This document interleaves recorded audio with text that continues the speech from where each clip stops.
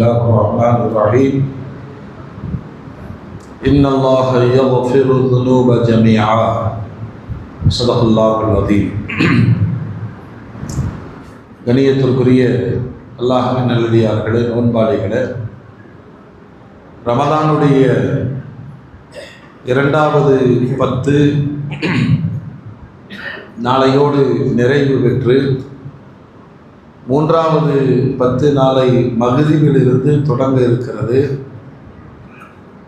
இஅ்திகாஃப் இருக்கக்கூடிய சகோதரர்கள் ரமலானுடைய சுன்னத்தான இஅ்திகாஃப் என்று நியத் செய்து கொண்டு 10 நாளும் ஏதாவது ஒரு மஸ்ஜிதில் நாளை மக்ரிபுக்குள் உள்ளே நுழைந்து பிறை பார்க்கப்படும் வரை இருப்பது சுன்னத்தான இஅ்திகாஃப் ஆகும். இது அல்லாத இஅ்திகாஃப்கள் நேர்ச்சை இஅ்திகாஃப்னு ஒன்று இருக்கு. ஆனால் எந்த இஅ்திகாஃபாக இருந்தாலும் நோன்பு வைக்கணும். ஏதாவது ஒரு காரியம் நடைபெற வேண்டும் என்று அல்லாஹ்விடத்திலே நேர்ச்சை செய்து கொண்டு இஅ்திகாஃப் இருப்பது. அது ஒரு நாள் இருக்கலாம், 2 நாள் இருக்கலாம், விருப்பப்பட்ட நாட்களும் இருக்கலாம். இமாம் அபூ ஹனீஃபா ரஹ்மத்துல்லாஹி அலைஹி சொல்லும்போது ஒரு நாளுக்கு குறைவாக இஅ்திகாஃப் பண்ணுறது கிடையாது. ஆனால் இமாம் அஹ்மத் இப்னு ஹம்பல் ரஹ்மத்துல்லாஹி அலைஹி சொல்வார்கள், கொஞ்ச நேரம் கூட இஅ்திகாஃப் இருக்கலாம், அதுதான் மார்க்க தீர்வு. அதனால தான் எப்பொழுதும் பள்ளிவாசலுக்குள் வருகிற பொழுது உது செஞ்சுட்டு துவா ஓதிட்டு உள்ள வரும்போது இஅ்திகாஃபை நியத் செய்து கொள்ளணும். எப்படி இஅ்திகாஃப் நியத்து சொல்ல? பள்ளியில் இருக்கிற வரைக்கும் இஅ்திகாஃப். இப்போ அதற்கான நன்மைகள் உண்டு. ஒரு நாள், ஒரு பகல், ஒரு இரவு. அதாவது இதனுடைய நோக்கம் என்னன்னு சொன்னால், ஒரு அடியான் தன்னை கட்டுப்படுத்தி கொண்டு அல்லாஹ்விடத்தில் மன்றாடி பெறுவது, அதுதான் இஅ்திகாஃப். ஏதாவது ஒரு தேவைகள், அது மறுமையினுடைய வெற்றியோ, ஈமானுடைய பலமோ, துனியாவுடைய காரியங்களோ, அல்லாஹ்ட்ட கெஞ்சி கூத்தாடி துவா செஞ்சு பெறுவதற்கான வழிதான் இஅ்திகாஃப். ஆனால் இந்த ஓரிரு நாள் இஅ்திகாஃப் இருக்கிறதுனால ரமலானுடைய இஅ்திகாஃப் கிடைச்சிருச்சுன்னு நினைக்கக்கூடாது. அது அந்த 10 நாளும் முழுமையாக பேணுதலோடு அதற்கு சொல்லப்பட்ட விதிமுறைகளின்படி யார் இஅ்திகாஃப் இருக்கிறாங்களோ அவங்களுக்கு 2 ஹஜ்ஜு 2 உம்ராவுடைய நன்மை என்று நபிகள் நாயகம் ஸல்லல்லாஹு அலைஹி வஸல்லம் சொன்னாங்க. அது இன்ஷா அல்லாஹ் நாளைக்கு யாராவது இருக்கிறாங்கன்னு சொன்னால் அவங்கள வச்சுட்டு நம்ம அந்த சட்டத்தை சொல்லுவோம். அல்லாஹ் லசாக்கி தருவானாக. ஆர்வப்படுங்க. இப்போ எப்படியாச்சுன்னு சொன்னால், சில நகர்ப்புறங்கள்லாம் அது ஒரு ஜாலி, ஏன் நீ வர்றையா நான் வர்றையா அப்படின்னு எல்லாம் சேர்ந்து சாப்பிட்டு அப்படி ஒரு சந்தோஷமாக இருக்கிறதுக்கான அதுவும் தப்பு. நிறைய அவுட்டர் சைடில் பார்த்தீங்கன்னா ஒருத்தர் கூட இஅ்திகாஃப் இருக்க மாட்டாங்க. இப்போ சம்பளத்துக்கு ஆளை பிடிச்சி காசை கொடுத்து நீங்கள் இஅ்திகாஃப், யாருமே ஒரு மஹல்லாவில் இஅ்திகாஃப் இல்லைன்னா எல்லாருமே குற்றவாளி ஆகிடுவாங்க. அதையும் தவிர்த்துக்கணும். ஜாலி அடிக்கிறதுக்கெல்லாம் இல்லை. இஅ்திகாஃப் இருக்கிறவங்க ஃபோன் கொண்டு வராதிங்க, ஏன்னா பேசணும் சிரிக்கணும்னு நினைக்காதீங்க. அதிகபட்சமாக இபாதத்தில் இருக்கணும். ஒரு ஓரத்தில் தங்குறதுக்கான இடம், அவ்வளோதான். அதிகபட்சமாக மஸ்ஜிதில் அந்த 10 நாட்களுக்குள்ள குர்ஆன் ஓதி முடிச்சிடணும். நிறைய தௌபா இஸ்திக்ஃபார் செய்யணும். அதே மாதிரி லைலத்துல் கத்ர் இரவை பெறக்கூடிய பெரும் வாய்ப்பு அவங்களுக்கு கிடைச்சிரும். அல்லாஹ் ஹிதாயத் செய்வானாக. மூமின்களே, ரப்புல் ஆலமீன் அடியார்களிடமிருந்து விரும்பக்கூடிய முதன்மையான விஷயம் என்னன்னு சொன்னால் இல்ம். இஸ்லாத்தினுடைய ஆரம்ப பாடமே அறிவு தான். அல்லாஹ்வுடைய ரசூல் சொல்லுவாங்க, தாயினுடைய மடியிலிருந்து கபரு வரையிலும் கற்றுக்கொண்டே இருங்கள்வாங்க. இப்போ அறிவை பொறுத்த மட்டும் நான் படித்து முடிச்சுட்டேன்னு சொல்ல முடியாது. காலேஜுக்குள்ளே போகிறாங்க 3 அது ஒரு கோர்ஸ் தான் முடிச்சிருக்கிறாங்க. அந்த கோர்ஸ்லையும் நிறைவெல்லாம் கிடையாது. அது எவ்வளோ அரியர்ஸ் இருக்கும், விளங்காமையே இருக்கும், வருஷத்தை ஓட்டியிருப்பான், பணத்தை கட்டி. ஆமாம், அவங்கள அறிவாளின்னு சொல்ல முடியுமான்னு சொன்னால் கிடையாது. உண்மையான அறிவு எது அப்படின்னு சொன்னால், இந்த ஒட்டுமொத்த பிரபஞ்சம் படைப்புகளை வைத்து ஆராய்ச்சி செய்து அதிசயங்களை வெளிப்படும் பொழுதெல்லாம் அல்லாமை நினைவுபடுத்தும். அதுதான் அழிவு. அந்த அம்மா போயிட்டு வந்தா இல்லையா, சுனிதா வில்லியம்ஸ், இது ஒவ்வொரு 6 மாதத்துக்கு ஒருக்கா நடக்கக்கூடியது. மனிதன் வேற்று கிரகங்களுக்கு சென்று ஆராய்ச்சி செய்யறான். ஆனால் இந்த பிரபஞ்சம் எவ்வளவு பிரம்மாண்டமானதுன்னு இன்ன வரைக்கும் யாரும் கண்டுபிடிக்கல. இந்த போறவங்க எல்லாம் முதல் வானத்துக்கு கீழே தான் சுற்றிட்டு இருக்காங்க. இந்த பூமி நாம் வாழக்கூடிய பகுதி எவ்வளவு ரொம்ப சின்னது அப்படின்னு பார்த்தா மற்ற கோளங்களோடு ஒப்பிட்டு பார்க்கும் போது இது ரொம்ப அற்பத்திலும் இருக்கும். இன்னும் புரியுற மாதிரி சொன்னா இவங்க பாலக்காடு பக்கத்துல கூட போகலன்னு அர்த்தம். இப்படி 400 மைல் வான்வெளியில பயணித்து அதுலதான் இவ்வளவு பிரச்சனைகள். மனிதன் சுவாசிக்க முடியாது, மிதந்தான் போக முடியும். அப்ப அங்க என்ன மனிதனுக்கு தேவையான ஏதாவது ஆராய்ச்சி, இந்த விஞ்ஞானத்தினுடைய வளர்ச்சிக்கு பின்னாடி எல்லா சேட்டிலைட்டும் அங்கதான் சுத்திட்டு இருக்கு. மனிதன் முயற்சிக்கிறான். ஆனால் இதுக்கு பின்னாடி என்ன பிறக்கணும் அப்படின்னா அல்லாஹ்வுடைய படைப்பில் இருக்கக்கூடிய அதிசயங்களை பார்க்கும் பொழுதெல்லாம் அல்லாஹ் அது வரணும். எத்தனையோ விஞ்ஞானிகள்ல பார்த்திருக்காங்க. ஆனா இந்த உலகம் அதை மூடி மறைக்கிறது. நபி ஸல்லல்லாஹு அலைஹி வஸல்லம் தன் சமூகத்திற்கான மிகப்பெரிய பாடமாக முன்னெடுத்தது படிச்சுக்கிட்டே இருங்கடா. எது குர்ஆன்ல இல்லை? குர்ஆன்ல என்ன இல்லை? இன்னைக்கு உலகத்துல என்னென்ன கோர்ஸ் வச்சிருக்கிறானோ அத்தனையும் எதுல இருக்கு? குர்ஆன்ல இருக்கு. இதுல பழைய வரலாறுகளில் இருந்து நாம் பார்த்து வந்தோம்னா கிட்டத்தட்ட ஹிஜ்ரி 450 வரைக்கும் உலகத்திற்கே கல்வி தந்தவர்கள் யாரு? முஸ்லிம்கள் தான். ஆனா அது என்ன ஆச்சுன்னா மார்க்க கல்வி அப்படிங்கிற மாதிரியே வச்சுட்டாங்க மக்கள்.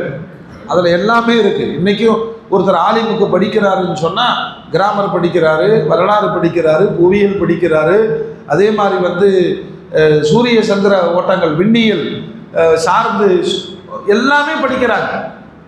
ஆனா அதுக்கு வேல்யூ இல்லை. இவன் அதை வெளியே கொண்டு டிகிரின்னு வச்சு அது 3 வருஷ கோர்ஸ், அதில் படிச்சுட்டா அதுக்கு வேலை வாய்ப்பு, அதுக்கு சம்பளம் அப்படிங்கும்போது துனியாவுடைய படிப்பாக மட்டுமே அது மாறிடுச்சு. பெருமானாரிடமிருந்து கற்றுக்கொண்ட ஒரு சமூகம் முழுக்க முழுக்க நடமாடும் குர்ஆனாகவே மாறினாங்க. அதுல ஒரு அதிசயமான ஒரு மனிதரை பெருமானார் அடையாளப்படுத்துறாங்க.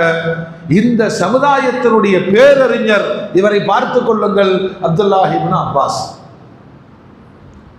சாதாரண பழக்கத்துல இப்னு அப்பாஸ்ங்குவாங்க. இவர் இல்லாமல் குர்ஆனுடைய விளக்கங்களை கடந்து செல்ல முடியாது. யாரும் இல்லாம. ஆமா, குர்ஆன் ஓதலாம், டிரான்ஸ்லேஷன் பண்ணலாம், ஆனா அதனுடைய விளக்கங்கள் என்பது சஹாபாக்கள் இருந்தா பெற முடியும். அதிலும் குறிப்பாக இப்னு அப்பாஸ் ரலியல்லாஹு அன்ஹு மிக பெரும் பேரறிஞராக இருந்தார். அவரு பெருமானாருடைய பெரிய தந்தை அப்பாஸ் ரலியல்லாஹு அன்ஹுடைய மகன். இப்ப நபிக்கு என்ன ஆகுது சொல்லுங்க? நபிக்கு என்ன ஆகுது? தம்பியா? எங்கேயோ இருக்கிறீங்கன்னு நினைக்கிறேன். இங்கதான் இருக்கீங்களா? பெருநாக்கு என்ன பண்றது, துணி எடுக்கிறதா இல்லையா? இங்க வாங்க கொஞ்சம். நபிக்கு என்ன ஆகுது? தம்பி முறையாக. இவரு பிறந்த உடனே அவங்க அம்மா தூக்கிட்டு ரசூலுல்லாஹ்ட்ட ஓடியாந்தாங்க. பிறந்த உடனே எனக்கு ஆண் குழந்தை பிறந்திருக்கு. பெருமானார் பெயர் வைக்கிற ஒரு முறை இருக்கு, தஹ்னீக். ஒரு பேரித்தம்பழமோ அல்லது இனிப்பு பதார்த்தங்களை வாயில போட்டு மெண்டு அந்த உமிழ் நீரை இந்த குழந்தைக்கு என்ன செய்யணும்? துப்பணும். அந்த தக்ரீப்ல நமக்கு இருக்கா? நம்ம மனைவி ஏத்துக்குவாங்களா? அல்லாஹ்வுடைய ரசூல் அந்த குழந்தையினுடைய வாயில முதல்ல தன் உமிழ் நீரை உமிழ்ந்து அப்துல்லாஹ் அப்படின்னு பேர் வைக்கிறார்.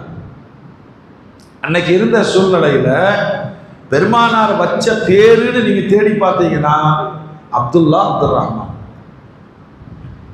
அதுதான் அல்லாஹ்வுக்கு பிடித்தமான திருநாமங்கள் நாங்க வச்சுட்டாங்க. ஹிஜ்ரத்துக்கு 3 ஆண்டுக்கு முன்னால் பிறந்தார். பெருமானார் வஃபாத் ஆகிற பொழுது 13 வயசு பையன், அவ்வளவுதான்.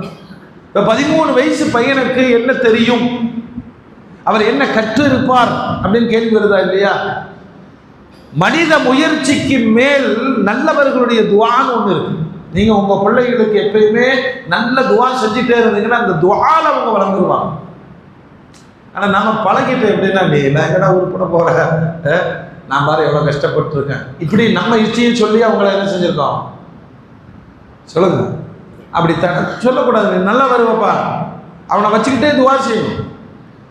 ஏன்னா படிக்கிற காலத்துல கிடைக்கிற ஞானம் அறிவு இருக்கு, எதிர்பாராத வளர்ச்சிகளை உருவாக்கும்.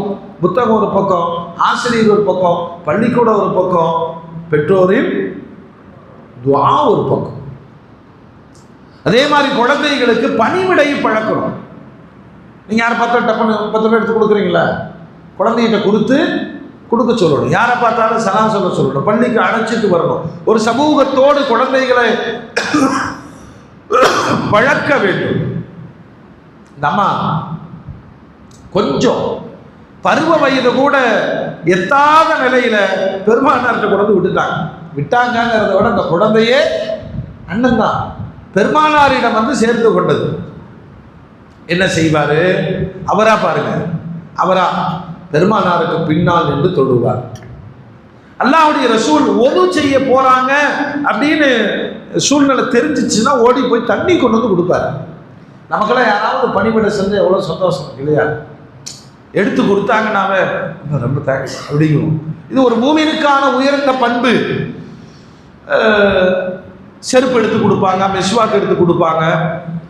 அவருக்கு இயல்பாகவே நபிக்கு பணிவிடை செய்யணும் அப்படிங்கிற ஒரு ஒன்று தம்பிங்க. நல்லா கவனிக்க, ரொம்ப நெருங்க உறவு.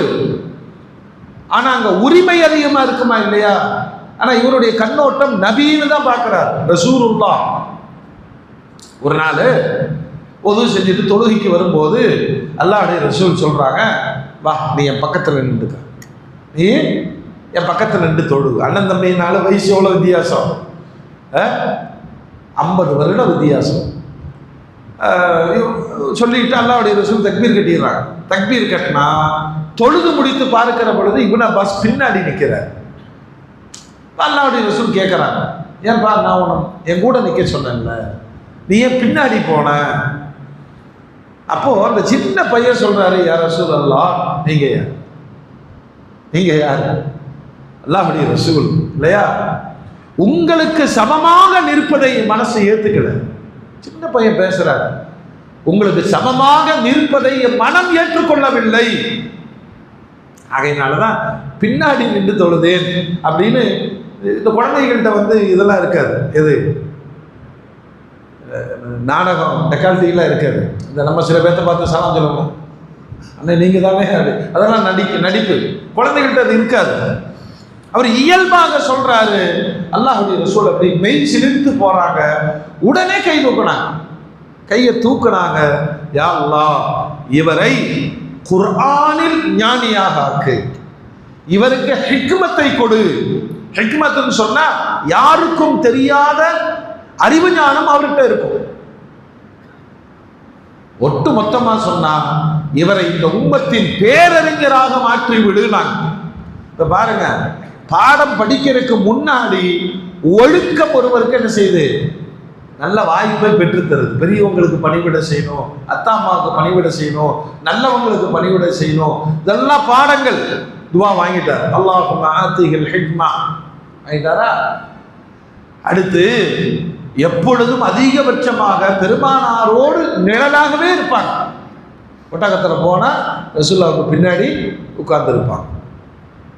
அல்லாஹ்வுடைய ரசூல் அவங்களுடைய துஆவினால இவர் வேக வேகமாக கற்கிறார். யாரிடமிருந்து? பெருமானாரிடமிருந்து. எந்த அளவுனா இப்னு அப்பாஸ் ரலியல்லாஹு அன்ஹு கேட்கப்பட்ட எந்த கேள்விகளுக்கும் தெரியாதுன்னு பதில் சொன்னதே கிடையாது. ஒரு பெரிய ஆளு ஒரு கடிதம் எழுதி கேட்டார், இந்த மாதிரி உலகத்துல எல்லா படைப்பினுடைய மூலம் என்ன? இவர் ஒரு பாட்டில் தண்ணிய பார்சல் அனுப்பிச்சு விட்டார். அதுதான் பதில். ஏன்? நீர் தான் அத்தனை படைப்பினுடைய ஆரம்பம், மூலம். நீர் இல்லாத படைப்புகள் கிடையாது. குர்ஆனுடைய வசனம் அது. இப்ப இவ்வளோ பெரிய அறிவாளி அந்த ஒரு சொற்ப காலத்துல குர்ஆனை தேடி தேடி படிக்கிறாரு. குர்ஆனில் அவருக்கு தெரியாத விஷயங்கள் கிடையாது. இப்படி இருந்தாங்க. நிறைய பெருமானவரோடு பயணித்து சின்ன வயசு தானே ஹிஜ்ரத்துக்கு போனாங்க, மதீனாவில் இருந்தாங்க. அல்லாஹ்வுடைய ரசூல் வஃபாத் ஆகிற பொழுது இவருக்கு 13 வயசு. அதற்கு பிறகு பெருமானாருடைய ஹதீஸுகளை தேடி பயணிக்கிறார். கல்வியினுடைய தேட்டம் 71 வயசு வாழ்ந்திருக்கிறார். அவ்வளோ நீண்ட காலம் எங்க கல்வி கிடைச்சாலும் சரி போய் என்ன செய்வாரு, படிப்பார். ஒரு சஹாபிகிட்ட ஹதீஸ் இருக்கு அப்படின்னு கேள்விப்படுறாரு. இவருடைய பழக்கம் பாருங்க, நல்லா நடு உச்சி நேரத்தில் அவர் வீட்டுக்கு முன்னாடி போய் துண்டை விரிச்சு அவர் வீட்டுக்கு முன்னாடி உட்காந்துட்டார். அவர் வீட்டை திறந்து எப்பொழுது வெளியே வர்றாரோ அது வரைக்கும் காத்திருக்கு. பார்த்தவங்க, என்ன நாயகத்தினுடைய குடும்பத்துக்காரு, நீங்க இப்படி இருக்கலாமா, சொல்லி இருந்தா நான் வந்திருப்பேன். அப்ப இந்த இப்னு அப்பாஸ் ரலியல்லாஹு அன்ஹு சொல்லுவாங்களாமா, கல்வி எப்பொழுதும் தேடி போகணுமே தவிர, கல்வியை தேடி போகணுமே தவிர நம்ம இடத்துக்கு கல்வியை வரவழைக்க கூடாது. அது அந்த மரியாதை இருக்காது. அவங்க ரொம்ப நெகிழ்ந்து போயிடுவாங்க. இப்போ பெருமானாருடைய காலத்துக்கு பிறகு ஒவ்வொரு சஹாபியும் ஒரு விதமாக வாழ்ந்து கொண்டிருந்தாலும் இவருடைய தேட்டம் என்னன்னா, குர்ஆனை கரைச்சு குடிச்சிடணும், நபியினுடைய ஹதீஸுகளை தொகுக்கணும். ஏன்னா அல்லாஹ்வுடைய ரசூல் என்ன செஞ்சுட்டாங்க, குர்ஆனை மட்டும்தான் எழுதணும், ஹதீஸை எழுதக்கூடாதுன்ட்டாங்க. கன்ஃபியூஸ் ஆகிடும். இப்போ அல்லாஹ்வுடைய ரசூல் வஃபாத் ஆயிட்டாங்க, குர்ஆன் நிறைவுற்றது, இனிமேல் என்ன ஆகாது, கன்ஃபியூஸ் ஆகாதுங்கிறதுனால நபியினுடைய இப்னு அப்பாஸுடைய ஹதீஸுகளை 1000க்கு அதிகமான ஹதீஸுகளை இமாம் புகாரி இமாம் முஸ்லிம் ஒன்று சேர்த்திருக்கிறாங்க. சரி, இவர்களுடைய அறிவாற்றல் ஹிக்மத்துனா என்னன்னு சொன்னா, வெறும் அறிவு ஞானம் மட்டுமல்ல, சரியான நேரத்தில் செயல்படக்கூடிய ஆற்றல். பிற்காலம் வந்துருச்சு, குழப்பங்கள் நிறைந்த காலம். அபூபக்கர் நாயகன் காலம், உமர் நாயகத்தினுடைய காலம், உஸ்மான் நாயகத்தினுடைய காலம். உஸ்மான் நாயகம் ஷஹீதாக்கப்படுறாங்க. பின்னாடி ஹஜ்ரத் அலி நாயகம் ஜனாதிபதி ஆகிறாங்க. எதிர்த்தரப்புல முஆவியா, அப்படி கோஷ்டி மோதல்கள்லாம் ஒரு பெரிய வரலாறு இருக்கு. இந்த காலகட்டத்தில் அலி ரலியல்லாஹு அன்ஹு ரொம்ப சோதனை, மனசுடைஞ்சு இருக்கிறாங்க. அப்போ இவர் போய் இந்த மாதிரி சாதாரண விஷயங்கள் என்ன, இஸ்லாத்திற்குள்ள முஸ்லீம்களுக்குள்ள கோஷ்டி உருவாயிடுச்சு. இப்போ இந்த கோஷ்டி உருவானதை சரி பண்ணலான்னு இவர் நினைக்கிறார். ஒரு சிறு வயசுக்கார் நேரம் ஜனாதிபதிக்கு போய் கேட்குறாரு, நான் வேணா அவங்கள்ட்ட பேசிட்டுமா அப்படின்னா சொன்னாங்க, நீங்கள் என்னப்பா போய் பேச போகிறீங்க, இல்லை அல்லாஹ் நாடனா நல்லதே நடக்கும், நம்ம உங்கள்கிட்ட வேணாம், ஒன்று ஏதாவது பண்ணிடுவாங்க, ஏன்னா நீ நம்ம குடும்பம் சொன்னார். இல்லை ஒன்றும் பிரச்சனை இல்லை சரின்ட்டு இந்த ஹஜ்ரத் அலி நாயகத்தோடு விமர்சனங்களால் விலகி நின்றவர்கள் சும்மாலாம் கிடையாது. 30,000 பேர் 40,000 பேர் கூட இருந்தவங்க எகைன்ஸ் ஆயிட்டாங்க. இப்போ அந்த கூட்டத்தை நோக்கி இப்னு அப்பாஸ் ரலியல்லாஹு அன்ஹு போகிறாங்க. போன உடனே அவங்க மரியாதை கொடுக்குறாங்க, ஒரு கல்வியாளர் தானே, அதனால் மரியாதை கொடுத்து வாங்க, என்ன விஷயம் அப்படின்னா, உங்களோடு நான் கொஞ்சம் பேசணும். உடனே அங்கே ஒருத்தர் சொல்றாரு, வேண்டாம் வேண்டாம், இவங்கள்ட்ட பேசவே வேண்டாம், விட்டுருங்க. இன்னொருத்தர் சொல்றாரு, இல்லை பேசிட்டு பரவாயில்ல. அப்போ இப்னு அப்பாஸ் ரலியல்லாஹு சொன்னா, பேசணும்னு சொன்னால் எதுக்குமே ஒரு நல்ல முடிவு கிடைக்கும். அலி நாயகத்தோடு உங்களுக்கு என்ன பிரச்சனை, இதுதான் நான் கேட்குறேன். உடனே அவங்க சொல்றாங்க, 3 பெரிய பிரச்சனை இருக்கு. ஒன்று, அலிநாயகத்துக்கும் முஆவியா ரலியல்லாஹு அன்ஹு அவர்களுக்கும் அரசியல் ரீதியான பிரச்சனை. இந்த பிரச்சனைக்கு தீர்ப்பு அல்லாஹ் தான் செய்யணும். ஆனா இந்த அலி என்ன பண்ணிட்டாரு தெரியுமா, 2 சஹாபாக்களை, ஹஜ்ரத் அபூ மூஸா அல்-அஷ்அரி, இன்னொரு அம்ர் இப்னு ஆஸ், இவங்க 2 பேரை ஜட்ஜிகளாக போட்டது அது ஏற்றுக்க முடியாது. அல்லாஹ்வுடைய மார்க்கத்தை மனிதர்கள் தீர்மானிக்க முடியுமா, தவறா விளங்கி இருக்காரு. சரி, 1வது. 2வது, இவர் முஆவியா ரலியல்லாஹு அன்ஹுவுக்கு எதிராக போர் செஞ்சிருக்கிறார், ஆயிஷா அம்மாவுக்கு எதிராக போர் செஞ்சிருக்கிறார். அவங்களை ஏன் கைது செய்யல? இந்த கனிமத்துன்னு போரில் கிடைக்கக்கூடிய பொருட்களையே கொண்டு வரல. இது ரெண்டாவது. மூணாவது,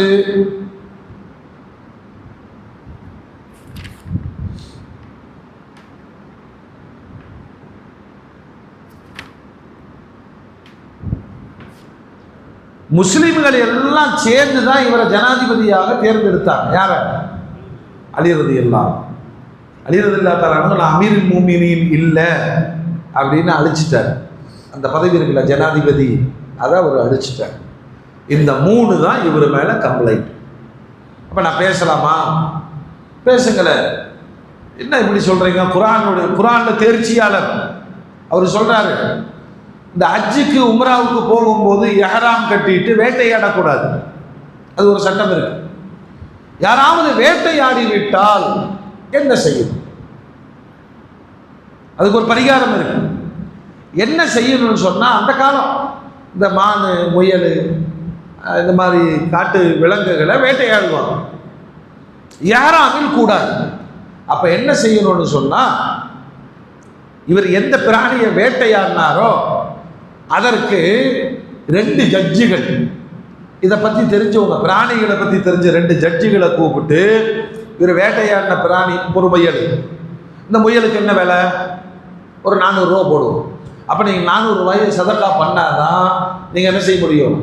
இந்த குற்றத்திலிருந்து நீங்க முடியும். குர்ஆன் அல்லாஹ் சொல்றான். அப்போ சாதாரணமாக ஒரு முயலை ஒருவர் வேட்டையாடினால் அதற்கு அல்லாஹ் வந்து பஞ்சாயத்து பண்ணுமா? சொல்லுங்க, யார் தான் பஞ்சாயத்து பண்ணணும்? நேர்மையான 2 மனிதர்கள். அப்ப அதற்கு அலிநாயகத்துக்கும் முஆவியாவுக்கும் சண்டை. நேர்மையான சஹாபாக்கள், அதற்கு அபூ மூஸா அல் அஷ்அரி, அம்ர் இப்னு ஆஸ், அவங்களை நியமிச்சதுல என்ன தப்பு? அது தீனு தாங்கிறாங்க. அவங்க என்ன விளங்கிட்டாங்க தெரியுமா? மார்க்க விஷயங்கள்லாம் அல்லாஹ் தான் ஜட்ஜ்மெண்ட் கொடுக்கணும், அல்லாஹ் தான் கொடுப்பான். அது யார்கிட்ட கொடுத்தான்? ரசூலுல்லாஹ்ட்ட கொடுத்துட்டா முடிஞ்சு. நமக்கு என்ன பாடனா? எல்லாத்துக்கும் ஜட்ஜ்மெண்ட் எங்க இருக்கு? குர்ஆனில் இருக்கு. இப்போ நீங்க மார்க்கத்தை தப்ப, அவங்களுக்கு ஓரளவுக்கு திருப்தியாயிருச்சு. சரியான பதில் தானே. ரெண்டாவது, ஆயிஷா அம்மாட்ட சண்டை போட்டாங்க, அரசியல் ரீதியான போர்.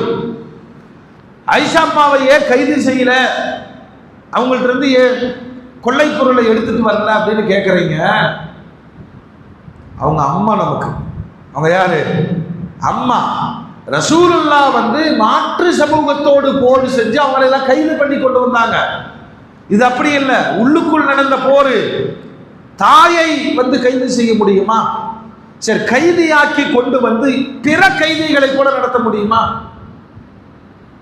பெண் கைதிகளை கொண்டு வந்தாங்கன்னா பங்கு வச்சு கொடுத்துருவாங்க, அதை கொண்டு போய் அடிமையா வச்சு பயன்படுத்திக்குவாங்க. அப்படி ஆயிஷா நாயகத்தை செய்ய முடியுமா? அப்படி செஞ்சீங்கன்னா காஃபிர் ஆயிருவீங்க. சரி, ஆயிஷா அம்மா அம்மா இல்லைன்னு நீங்க ஒதுக்குவீங்களா? குர்ஆன்ல எல்லாம் சொல்லினா, நபி உயிருக்கு மேலானவர், அவருடைய மனைவிமார்கள் உங்களுக்கு தாய்மார்கள் தான். இந்த விஷயத்துல நீங்க எப்படி முடிவெடுப்பீங்க? சண்டை நடந்தது உண்மை, ஆனா இந்த அந்தஸ்தை கருதி அலிநாயகம் அவங்களை என்ன செய்யல, அரெஸ்ட் பண்ணல, அவங்களுடைய பொருட்களை எல்லாம் கொள்ளை பொருளா எடுக்கல. இதை ஏன் நீங்க தவறா எடுத்துக்கிறீங்க? புரிஞ்சுக்கிட்டாங்க. கரெக்ட், இதுவும் கரெக்ட் தான். மூணாவது, விமர்சனங்கள் ஜாஸ்தியா இருக்கு. நம்மளே சில நேரங்கள்ல ஏப்பா இந்த பொறுப்பே நமக்கு வேண்டாம் அப்படின்னு தூக்கி எறிஞ்சிட்டு போவோமா இல்லையா? அரசியல் குழப்பங்கள் நிறைய இருக்கிற சூழ்நிலையில வெறுத்து நான் அமீருல் முஃமினீன் இல்லைன்னு எழுதிட்டார். யாரு? அது எப்படி? நாங்க ஓட்டு போட்டு உங்களை தேர்ந்தெடுத்தோம், நீங்க எப்படி ராஜினாமா பண்ணலாம்? தான் கேள்வி. அப்போ ஒரு வரலாற்றை சொன்னாங்க. ஹுதைபியா உடன்படிக்கை நடக்கிற பொழுது காபிர்கள் என்ன பேசினாலும் ஒத்துக்கல. கடைசியில் ஒரு அக்ரிமெண்ட் பாஸ் ஆகுது. அந்த அக்ரிமெண்ட்ல கையெழுத்து போடலான்னு போகும்போது அதில் எழுதுறாங்க, ரசூலுல்லாஹ் அலிநாயகத்தை வச்சு தான் எழுதுறாங்க கடிதம். எப்படின்னா, மின் முஹம்மதின் ரசூலில்லாஹ், அல்லாஹ்வுடைய ரசூல் முஹம்மதிடமிருந்து அரபு குறைஷிகளோடு ஒப்பந்தம். அப்பதான் அவங்க நிறுத்துங்க, முஹம்மது ரசூலுல்லான்னு சொல்லி இருந்தால் நாங்கள் ஏற்றிருப்போமே. எங்களுக்கு பிரச்சனையே தான், ரசூலுல்லாங்கிறதா பிரச்சனை, அது எழுதக்கூடாது. அப்ப என்ன செய்யணும்? அது அலி, அது அலி. வேற எப்படி எழுதணும்? மின் முஹம்மது இப்னு அப்துல்லா, அப்துல்லாவின் மகன் முஹம்மதும் குறைஷிகளும் போட்டுக்கொண்ட ஒப்பந்தம், இப்படித்தான் எழுதணும். இப்ப அல்லாஹ்வுடைய ரசூல் சொல்றாங்க, நீங்க ஏத்துக்கிட்டாலும் ஏத்துக்காட்டியும் நான் அல்லாஹ்வுடைய ரசூல் தான் அப்படின்னு கோபப்பட்டு சொல்லிட்டு இதே அலிநாயகத்தை கூப்பிட்டு அந்த ரசூலுல்லாங்கிறத அடிக்கிறான். நான்லாம் அடிக்க மாட்டேன், அல்லாஹ் சாபாக்கள்கிட்ட பாருங்க எவ்வளவு, நான்லாம் அடிக்க மாட்டேன், சரி காமி. அந்த இடத்துல காமிச்சவன ரசூலுல்லாவே அடிச்சாங்க. இப்னு அப்பாஸுக்கு எவ்வளவு அறிவு பாருங்க, ஒவ்வொன்றுக்கும் குர்ஆன் ஹதீஸ்ல இருந்து ஆதாரம் சொல்றாரு. ரசூலுல்லாவே ஒரு தேவையான நேரத்தில் தன்னுடைய பேரை அழிச்சிட்டாங்க. அப்ப ரசூலுல்லாஹ் இல்லைன்னு ஆயிருமா? இவர் அமீருல் முஃமினீன் ஒரு நேரத்தில் அழிச்சிட்டாரு, அதுக்காக இல்லைன்னு ஆக முடியாது. இதுக்கெல்லாம் நீங்க கோவிச்சுக்கிட்டு உள் சமூகத்திலேயே இப்படி பிரிவினைகள் கூடாது. அல்லாஹ் சிலருக்கு அறிவை தருமா, அந்த அறிவின் மூலமாக மிக பெரும் பிரச்சனைகளை சாதாரணமா தீர்த்து விடுவாங்க. அலிநாயகம் இந்த இப்னு அப்பாஸ் பேச போன கூட்டம் 24,000 பேர். எவ்வளவு பேருங்க? இவங்கெல்லாம் எகைன்ஸ்ட் யாருக்கு? அலிநாயகத்துக்கு எகைன்ஸ்ட். இவர் சிறு வயசுக்காரு, இவர் பேசினது அத்தையுமே குர்ஆன் ஹதீஸ்ல இருந்து பேசுறாரு. பேசின உடனே 20,000 பேர் அலிநாயகத்துக்கு திரும்பிட்டாங்க. அலிநாயகத்துல காம்ப்ரமைஸ் ஆகி தப்பா விளங்கிட்டோம், இந்த உங்களுடைய கடமையை நாங்கள் ஏற்று குழப்பம் இல்லாமல் ஒரு குடும்பத்திலேயே மூஞ்சி காமிச்சிட்டு இருந்தா குடும்பம் நடக்குமா? கடை நடக்குமா? நாடு நடக்குமா? ஜனாதிபதியோடு ஏற்பட்ட மோதல். இப்னு அப்பாஸுக்கு அல்லாஹ் கொடுத்த அறிவு ஹிக்மத் என்னன்னு சொன்னா, ஒரு மிகப்பெரிய சமூக பிரச்சனையை குர்ஆன் ஹதீஸ் அடிப்படையில் பேசி அங்க காம்ப்ரமைஸை உருவாக்கிய வரலாறு இப்னு அப்பாஸ் ரலியல்லாஹு அன்ஹு அவர்களுக்கு சொந்தமானது. அதுக்கு அடுத்து